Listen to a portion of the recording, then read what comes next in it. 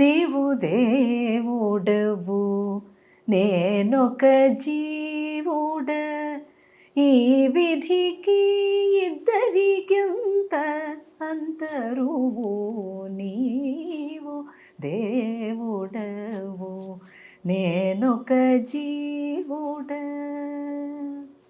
సహజానందము సంసారానందము ఇహము పరముక ఇచ్చేవు సహజానందము సంసారానందము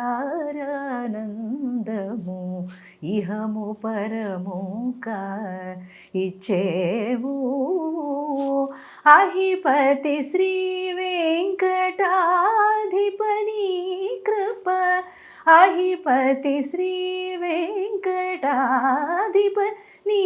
కృప మహిలో సేవించి మనుటేగాక మహిలో సేవించి మనుటేగాక నీవు దేవుడవు నేనొక జీవుడ. అమ్మా ఇంత అద్భుతంగా ఉంటుందో మీ గొంతులో.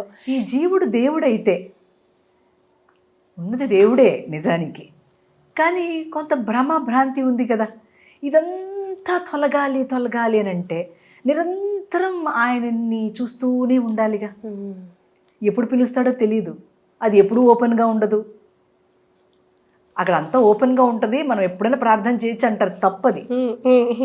ఆయన ఎప్పుడూ ద్వారాలు తెరిచి ఉంచడు, ఎప్పుడో తెరుస్తాడు, అది మనకు తెలియదు.